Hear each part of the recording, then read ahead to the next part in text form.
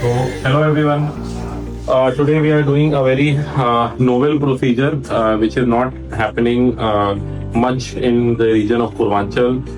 पूर्वांचल में ये procedure probably private sector में उपकार कैंसर इंस्टीट्यूट में ही किया गया है और अभी वापस से किया जा रहा है. इस प्रोसीजर को बोलते हैं पाइपैक, प्रेशराइज्ड इंट्रापेरिटोनियल एरोलाइज्ड कीमोथेरेपी. ये प्रोसीजर हम आपको करते हुए दिखाते हैं. तो ये जो प्रोसीजर होता है पाइपैक का, ये स्टेज 4 कैंसर के पेशेंट्स के लिए होता है जिनमें बार बार बीमारी के कारण पेट में पानी भर जाता है. पेशेंट्स का डेली लाइफ बहुत खराब हो जाता है. ये किन पेशेंट्स में किया जाता है, इसका चयन करना बहुत जरूरी होता है क्योंकि हर प्रोसीजर से पेशेंट को कुछ ना कुछ बेनिफिट मिलना चाहिए, तभी उसका वैल्यू है. हर पेशेंट में नहीं किया जाता. ये लॉजिस्टिक सेटअप दिखाते हैं. ये हमारे ओटी का सेटअप है. पेशेंट जनरल एनेस्थीसिया में है, हमारे एनेस्थेटिस्ट हैं, टेक्निकल स्टाफ है. एंड इसमें स्टेजिंग लैप्रोस्कोपी पहले करते हैं जिसमें हम पहले से दूरबीन द्वारा पोर्ट डालते हैं अंदर. एंड ये यहाँ मशीन में दिखता है हमें. एंड जैसे आप देख सकते हैं यहाँ पर खूब सारा बीमारी है पेट के अंदर.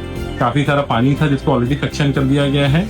अब इसके बाद हमने ये नया जो सेटअप है मशीन का, जो कि जनरली कहीं अवेलेबल नहीं होता है, ये एरोजोल सिस्टम है जिसमें इस मशीन में मोटर के थ्रू ये कीमोथेरेपी ड्रग्स अगर हम देखें तो ये इस केस में ये 3 कीमोथेरेप्यूटिक ड्रग्स हम यूज कर रहे हैं. सिस्प्लैटिन, डोसीटैक्सिल और डॉक्सोरोबिसिन.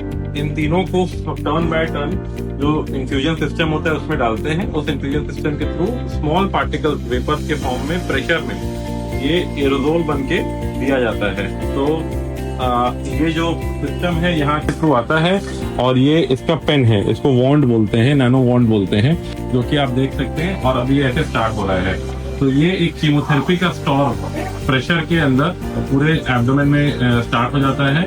और ये बीमारी के जो पार्टिकल्स है जहाँ आईवी रूट से कीमोथेरेपी नहीं पहुंच पा रही है, इसको पूरे एब्डोमेन में सर्कुलेट करके दिया जाता है. इससे ये प्रोसीजर कम से कम 1-1.5 घंटा चलता है. सिर्फ फिट पेशेंट में ही ये किया जा सकता है. तो और क्या चीजें जानना जरूरी है इस प्रोसीजर के बारे में कि ये पेशेंट फिट होना चाहिए. पेशेंट की कम से कम लाइफ एक्सपेक्टेंसी एटलीस्ट 6 महीने होनी चाहिए, तभी ये प्रोसीजर करने का फायदा है.